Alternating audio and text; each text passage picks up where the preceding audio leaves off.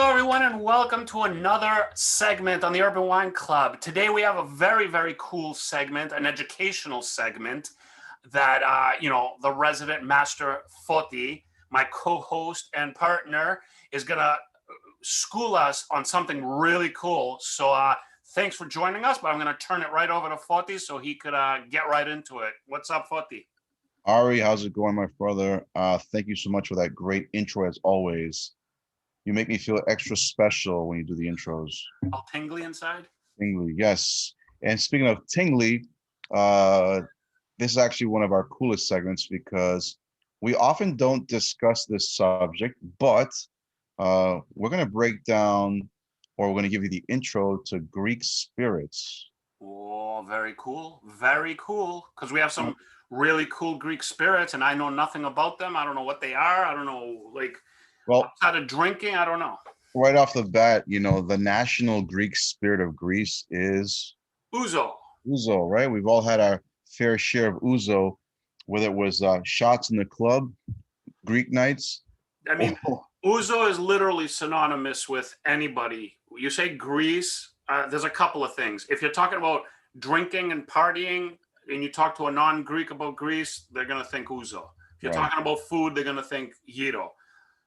We have these kind of like stereotypes, and Ouzo is definitely one of them. Absolutely. But there's more than just Ouzo that comes out of Greece from a spirits perspective, right?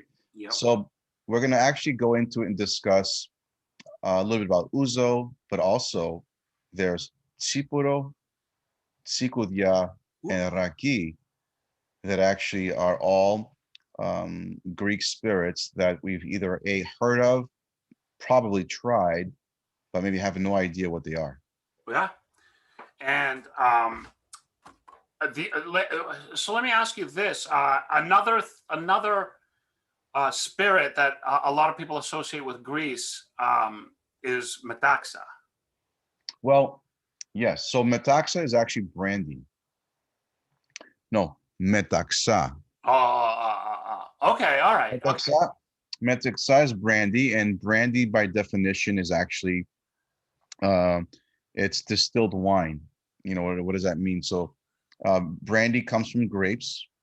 It was created and started in what we believe is France, modern times, but it has roots to ancient Greece and Armenia and Turkey and so forth. But that's a great subject for another segment. Yeah. Okay. But metaxa is brandy, and metaxa has actually placed, I think, Greece on the map as well over the years in the U.S. market because it was so well marketed and distributed throughout the country.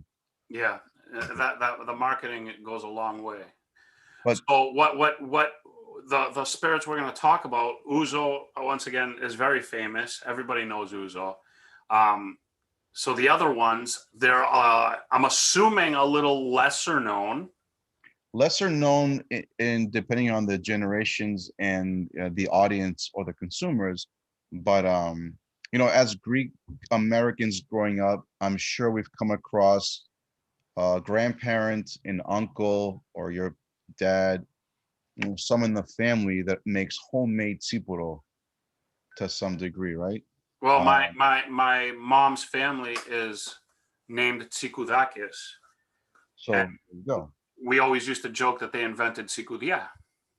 So you just made an important point right now. Tsikoudia, its origins are from Crete. But Tsikoudia is also known as Raki, which has origins from Crete.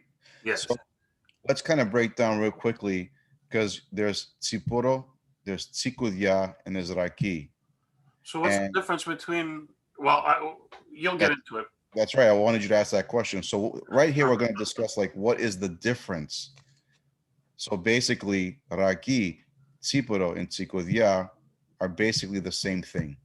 Oh, interesting. Right? It's just that we'll discuss what they are, but it's just that it's the location. So Tsikoudia is basically from Crete, Raki is from Crete, and then Tsipouro is from anywhere else in the country of Greece outside of Crete. So they're so Ouzo and these great spirits of Raki, Tsipouro, Tsikoudia. I know what are they? You know, we like them because we drink a lot of it, right? Mm-hmm. So Ouzo, which is the national spirit of Greece, every taverna, ouzeri, restaurant, you the classic iconic image of, you know, grilled octopus with like a short glass of Ouzo that's either been diluted with water, that cloudy, famous look or neat. Um, but Ouzo is a little different than Tsipouro and Tsikoudia. And the differences are that Ouzo is a spirit that's made from alcohol and aromatic seeds. So there's a lot of aromatics that go into the process of making Ouzo, right? Which gives it So a very distinct flavor. right. So Ouzo can be made from either grain alcohol, a neutral alcohol to begin with, and then they distill it with a whole bunch of different ingredients. But the main ingredients that gives that distinct flavor in Ouzo is anise. Mm-hmm. Anise is basically that driving flavor that's in Ouzo. But a lot of what goes into these processes with Ouzo is, there's fennel, there's mastica, there's coriander, there's cinnamon, there's cloves, there's even ginger and orange. There's depending on the producers, they like to add their own little touch on their production of Ouzo. I seriously didn't know that it had that many things going Yeah. on. I thought it was just like the anise and So when you start to become an Ouzo aficionado, which I think you are soon, you'll be able to kind of if you sip on Ouzo straight and give it some time, let it just savor on your palate, you'll be able to kind of pick up these distinct little nuances and flavors that we just discussed. But um, depending on who's making the Ouzo, they're using different types of raw ingredients to make the base alcohol. mhm. Base meaning is where they start. They can use grains, they can use molasses, some of them use raisins. It depends who it is, and then they add in all these extra um, herbs and seeds into the production to come up with these flavors. Mhm. So that's basically the short version to understand how ouzo is made. Yeah. So it's a combination of using a base spirit and then adding these aromatics into Okay. the production. Okay, that's ouzo. Tsipouro is a little different and interesting, where uh, most wineries in Greece and in other parts of the world, but let's talk about specifically in Greece. Most wineries, after they're done fermenting and pressing their grapes, uh, there's obviously what's called the leftovers. Hmm. Leftovers meaning the collection of must after fermentation and grape and wine production is over. There's grape skins, seeds, pulp, um, everything, all this that's left over. And instead of actually wasting and getting rid of it, it's actually used once again to produce a distillate. So they actually take all of that and they distill it in a pot. So they boil it and they distill it and they get alcohol from it and they bottle it. So it's almost like their version of a I'm not gonna, well, maybe moonshine. Yeah, I was gonna say moonshine. Some. Yeah, they take all this, they put it into a pot and they let it boil, they let it distill, and from it they get a clear spirit that they call Tsipouro. So it's basically the result of the leftover must, grape skins, grape seeds, sometimes even like stems that gets put into another vat and it gets distilled. That's Tsipouro. So Tsipouro is made from grapes, Tsipouro is made from grapes. All right, I right? am learning once again because I really, So even though it's something so common to my life and culture, if you just sat down and asked me, I'd be like, I don't know, it's alcohol. I don't know. it's What is it? alcohol, right? But it's interesting that this is a process that nothing goes to waste. That's So awesome. it's like the green factor here, That's the Greek style. right? So um, there's a good amount of wineries that actually have a twofold operation. They make their wine, and they'll also make their own Tsipouro from what's left over. Most wineries, on the other hand, will actually just sell off all that extra must to distillers so they can make their local Tsipouro. So Greek wineries will do this. What about non-Greek wineries? What do they do with the waste? Do they do any version of their own, or do they? Absolutely. So another example would be in Italy. They do the same thing, and in Italy, their Tsipouro is known as grappa. Oh, grappa. Okay. That's grappa in Italy. And in other parts of the world, they do the same thing. In France and in Spain, they have they have a similar process. So yeah, there's a reason for everything when it comes to this. So even though in Crete, the term changes. So in Crete, it changes to Tsikoudia. Because of my family. Right. So thanks to your ancestors, we have Tsikoudia. And Raki is a term that's been used over the centuries because that's also the term they use in Turkey during different points in our time during pre-Ottoman occupation and so forth. Raki was the term that was used for Tsipouro, and it stuck around. Do you have any idea where the term Tsikoudia came from? Tsikoudia is a term that originated from Crete. Okay.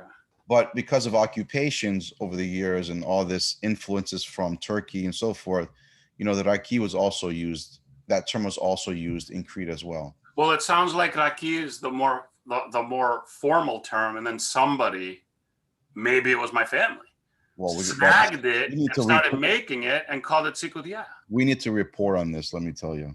I would love to find that history. Right. So all very great productions that I believe, I've tried different types of distillates from around the world, but there's today's producers are really, really honing it down and making some of the best. And when I mean best, what does that mean? When it comes to distillates, it's all about the flavor and the smoothness. Mm-hmm.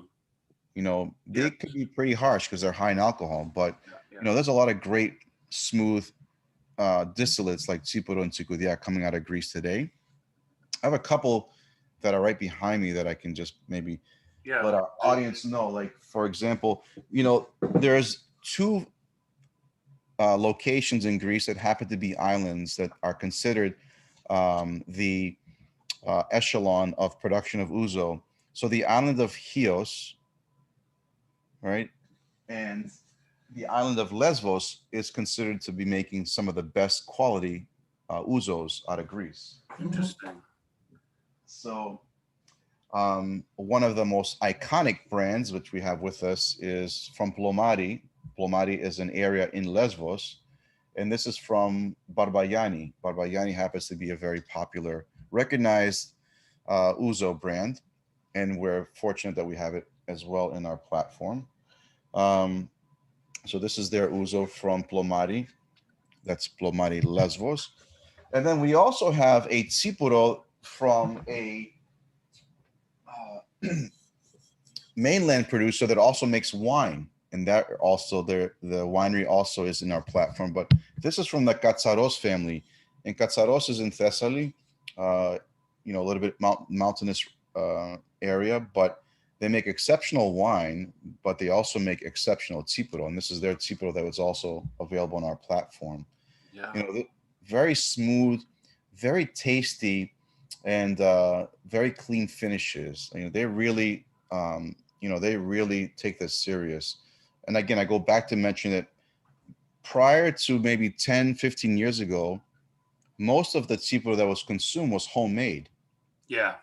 Right. I mean, I remember being younger and having like this, like home bottled like Tsikoudia that like will just knock your socks off. You go blind. Right. Or you can use it as paint thinner. But and then the Raki selection that we have actually to show you from Crete is actually Raki that's been distilled with honey. They takes on a new term called rakomilo. So this is from Crete. It's from the Roots Distillery, and notice a beautiful color Yes. because it's been actually distilled with actual local honey from Crete. But this is Raki with Meli, so Rakomilo. So this has, if I remember correctly, because I'm not looking at the bottle right now, but I remember looking at it. Yeah. So hold it up higher. Yeah. So it has. It looks like it has less alcohol. Yes. Are the other ones 40 proof? They're 40 proof, yes. And that one what? 25? 25. So what is? Do you know what's going on there? Why? It's the sweetness in the sugar from the honey that brings it down. Okay, interesting. But that doesn't mean that you can drink more because it has less alcohol. That's what it means to me. But and you know these are classic staple items in these parts of Greece that we're just coming to like learn and discover and enjoy. Yeah. But you know, we've always come across folks or people in our network that have heard of Tsipouro, have heard of Raki, have heard of Tsikoudia, but really don't know what it is. But you know what? I'll also say this. I have grown up with these terms, but because I was either too young to like really enjoy that type of alcohol, it was just very harsh to me, or I would have, like I said before, some like home brewed just mishmash of whatever, and it was just like horrible. Right. So I've always avoided them. I've avoided them because to me, I just have these memories of this like harsh whatever. So now it's nice to hear that these are like very well made, very well crafted, much nicer like smoothness to them. So they're not like just something that I feel like is like. And let me add this, Ari. These are also great after dinner offerings, and they're also can be considered digestivos, where after a meal, having an ounce or two of Tsipouro Tsikoudia really helps with the digestive process of your meal. I'll tell you right now that I believe that 100%, but But I have my eye on the racomelo for that. it's not going to work if you drink it before you eat the Ari. Just I'm gonna right? before, during, and after. But the racomelo just looks like it's gonna be so good sitting down after dinner and having a You know little. what's cool about Rakomilo? That it's like the Greek version of a hot toddy. Yeah. So, right, they you can take you pour in some Rakomilo in a Greek coffee pot. You can boil it over your fire with like some sticks of cinnamon. Oh Let man. it come to a boil. Pour that in a shot glass, and you're good to go. Dude, if it wasn't like 500 degrees where I am right now, I would do it. Unless we come up with an ice version. Yeah. But man, Mark, put your calendars right now. The second it gets cool and cold out, that's my drink. That's your drink right there. Ari Rakomelos. No, Tsikoudiakis. Oh, Tsikoudiakis. It depends what time of the year you're in. But there you go, Ari. That's basically the breakdown of the intro to Greek spirits, which includes Ouzo, Tsipouro, Raki, and Tsikoudia. We all encourage you to at least explore and try one of these at some point. Oh my God, absolutely. It's It's one of those things where if you travel, if you go to Greece, have all these things because it's going to be part of the experience. If you can't travel, try these things because that's the next best thing of like getting the atmosphere and feel of the places you go to. You go to Japan, you're gonna have some sake. You go to like wherever you go, tequila in Mexico, like these things will give you that essence, and these amazing Greek spirits will do that. Right. For if you can't be there, and if you are there, even better. Like amazing. I would take it a step further. I think that, in my opinion, it'd be great to see every Greek American household to have in their back bar a bottle of each of these selections there, because I think that it's important to our culture that we have these staple items always a part of our life. Yeah, and if you have guests coming over, friends, family, and you have these things, I mean, it's always a good idea, and it's always like interesting, and it's not like, oh, here's like a beer. Like these are really cool. spirits to have on hand for any bar. Yes, and for those that are interested, that are listening to this, we do have some great offerings, whether you can purchase any of these individually, but we also have some great packages that has bundles of the different spirits Mm-hmm. that you can actually order and enjoy. Actually, now that I think of it, I think we should create one or two more bundles, because now I'm starting to think we have a couple of combinations that would be really cool together. So, Absolutely. so we have them individually, like Foti mentioned, and we have a couple of bundles, like for example, the Great Greek Spirit package. Yes. Then we have the Great, what is it? The Great Greek American Spirit package. The Greek American Spirit The package. Greek Yeah. American Spirit package. But now I'm thinking like there's a couple of combinations that we could add to that list. So Oh, no, you got the wheels turning right yeah, now. yeah. Keep your eye out for that, because we're gonna introduce a couple more. But again, they're all available. Try them out. They're really good. They're and definitely if you're like me and you had like, you're like 16 in Greece and you have a shot of Tsipouro or whatever, it's not the same thing.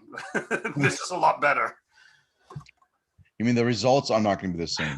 That's what you meant to say. Yeah. There Yeah. you have So it. again, thank you, Foti, for the knowledge that you bring. Everybody out there, thanks for watching and listening. Check them out on our platforms, Greek is on, Greek Wine Club. And thanks for watching. Thanks for being with us. And we'll see you next time when Foti brings the knowledge once again. Cheers, everyone. Cheers, cheers, cheers.